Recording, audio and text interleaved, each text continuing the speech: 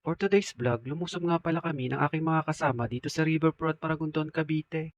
Maigi na din to at para makapag-relax naman kami kahit papaano. Inabot nga pala kami ng halos mahigit 2 oras bago kami makarating dito. Kami nga pala ay nagsimula pa sa Pasay, Manila. Nagmotor na nga lang pala kami ng aking kasama o kahit papaano ay makatipid man lang. Nauna nga palang makarating ang aking mga kasama dito. Sila nga pala ay nag-commute lang din. Nag-bus nga laang pala sila at dumaan sila sa PITX at sa PITX marami namang sakayan papuntang Cavite. At pagdating nga namin dito sa Riverfront at ito naman ang view ang makikita mo. Pag pumunta ka nga pala dito, hindi ka naman problema kung saan ka mag-iihaw at dahil meron na sila ditong ready na lutuan.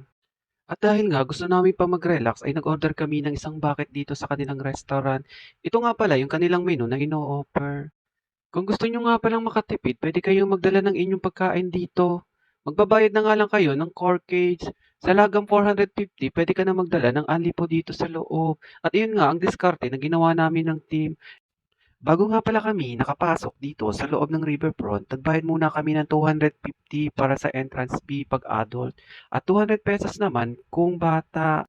Ang presyo nga pala nila para sa open cottages ay 450 pesos. Good for 4 packs na rin at may kasama ng electric fan. Meron din nga pala sila ditong lodge. Nagkakahalaga naman ng 950 pesos. Ito naman ay good for 6 to 8 packs with electric fan outlet.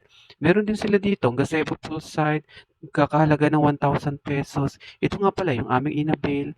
Good for 6 to 10 packs nga pala at may kasama ng with electric fan. At ito nga yung view na nakikita ko sa aking inuupuan. Ito nga pala yung cottage na kinuha namin. Maganda nga pala yung kinuha namin at sa harapan lang ng pool malapit. At meron nga rin pala sila ditong pugad-pugad. At dito nga ay pinuntahan ko at ako ay nagtry para magpa-picture. Instagrammable kasi yung view na makikita mo sa taas. After ko ngang umupo ay nagpa-picture naman ako sa aking kasama. Maigi na lang din at para meron man lang tayong remembrance. After ko nga magpa-picture ay nagmuni-muni naman ako. After ko nga magmuni-muni, eh bababa sana ako para kunin yung cellphone ko.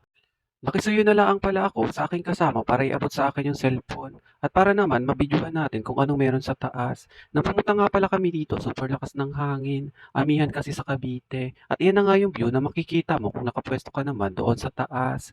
Napakalakas kasi ng hangin kaya malamig sa taas. Marami nga palang puno ng mahogany dito. Nang pumunta nga pala kami dito, hindi ganun karamihan ng tao. Kaya hindi masyadong crowded ang pool. Dito nga pala ay walang wifi. Pero huwag kayong mag-alala kahit walang wifi, may signal dito ang data. Maswerte na nga lang din at kami dito napunta at may signal. Dahil sa hindi naman nakakaalam, karamihan sa Cavite area ay walang signal ang mga data ng cellphone. Hindi ko nga rin ma-explain kung bakit. After ko nga mag-video sa taas, ako na may bumaba dito sa aming cottage at kami ay nag-relax. Kumuha nga pala kami ng isang bucket ng alak dito para kahit paano mainitan naman ang aming katawan dahil super lamig ng tubig dito. After nga namin tumagay ng kaunti, eh kami naman ay naglangoy na at in-enjoy ang pool. Maswerte na nga lang kami at wala masyadong tao dito. Dahil karamihan ng pumupunta dito, dito nagtatampisaw. Ito kasing pool na to ang medyo mas malalim at mas maganda ang view. Instagrammable kasi yung view dito kung dito ka maglalangoy. Bali tatlo nga palang pool ang meron dito. Yung isang pool ay pangbata at mababaw laang. At yung isang pool ay hindi naman ganun kalaliman.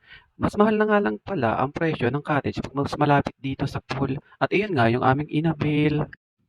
At dito nga sa video na to ay kami ay magkakarera ng paglangoy. Bali tatlo nga pala kami nagpaunahan dito sa paglalangoy. Maganda kasi maglaro dito sa swimming pool at malinis ang tubig.